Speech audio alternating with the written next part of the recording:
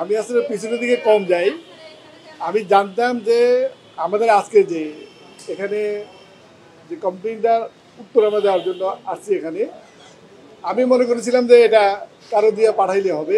আমি যখন কাউন্সিলর ফর্মটা আমি কিন্তু নিজে সাইন করে আমার প্রতিনিধিতে পাঠাই দিচ্ছি। এই চিঠিটাও সেম কিন্তু প্রতিনিধিতে পাঠানোর কথা। এখানে কোথাও লেখা ছিল না সশরীরে আসতে হবে এবং ভোটার আইডি দিয়ে আপনাকে এখানে এসে প্রুভ করতে হবে আপনি লোক পান। এটা হচ্ছে বিশাল বড় অনিয়ম কিন্তু। আমি যেটা আমি বিজ্ঞানিক দিকে বলতেছি, ক্রিকেট বোর্ডে এখনই যা হচ্ছে সম্পূর্ণ নিয়মের বাইরে হচ্ছে। এটা আমি দৃঢ় করতে পারি। আমি ক্রিকেট বোর্ডে 2বার ইলেকশন করছি, আমি জানি ক্রিকেট বোর্ডের নাম সম্বন্ধে। বোর্ডে যেটা পাস করে সেটাই ফাইনাল। যাই হোক, আমি এটা সাইন করে আমার প্রতিনিধি পাঠানোর পরে সে আমার মাঝখানে ব্যাক করলো যে আপনার নিজে আসতে হবে। এটা আমি যাকে পাঠাইছিলাম সে আমাকে বললো যে আপনার আসতে হবে এবং ভোটার আইডি নিয়ে আসতে হবে। বাধ্য হয়ে চলে আসলাম, কারণ আমরা ক্রিকেটকে ভালোবাসি। আপনারা জানেন আমরা ক্লাব সংগঠক, ক্লাব নিয়ে আমাদের 30 বছর চলে গেছে। আমি এখানে আসলাম, আমার ধারণা ছিল এখানে নির্বাচন কমিশনার ওনারাই থাকবে, ওনাদের হাতি দিব বা ওনাদের সাথে কথা বলবো, ওনারাই রিসিভ করবে। আমি যে রিসিভ করেছে তাকে আমি চিনি না। আমি বাধ্য হয়েছি ওনাকে জিজ্ঞেস করতে আপনি কে রিসিভ করতেছে। উনি বলছে আমরা সিআইডি থেকে আসছি।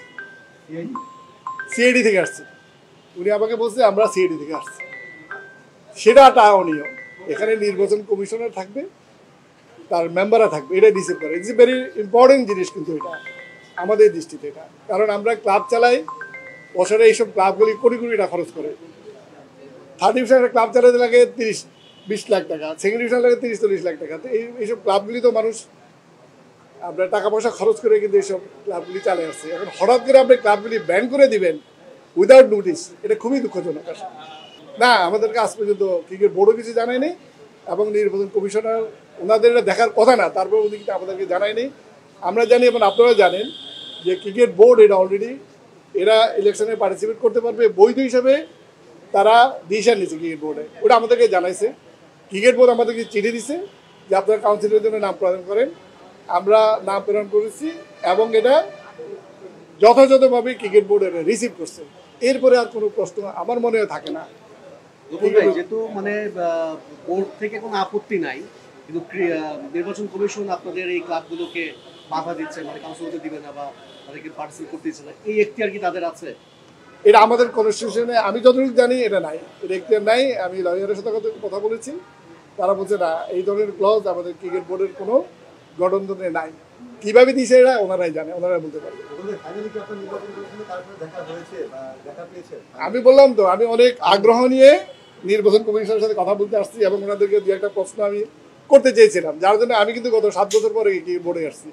আপনারা জানেন যে কোনো অনাকাঙ্ক্ষিত ঘটনার কারণে আমাকে জেলে যেতে হয়েছে। এই 7 বছর কিন্তু আমি ক্রিকেট বোর্ডে এই রাস্তায় আসিনি। আজকে বাধ্য হয়েছে আসতে জাস্ট অনিয়মটা জিজ্ঞেস করার জন্য। দেখাতে হয়েছে, দিতে হয়েছে আমাকে ফটোকপি করে। এটা আপনাকে সশরীরে আসতে হয়েছে, কিন্তু নির্বাচন কমিশনার এখানে সশরীরে নাই। নাই, কেউই নাই। ওনারা কেন ডাকলো না ওটা আমি জিজ্ঞেস করি নাই। কেন না আমি জিজ্ঞেস করে লাভ, যিনি রিসিভ করতেছেন উনি ওনাকে আমি পার্সোনালি জিজ্ঞেস করছি আপনি কে, তোর মধ্যে আমরা সিডি থেকে আসছি।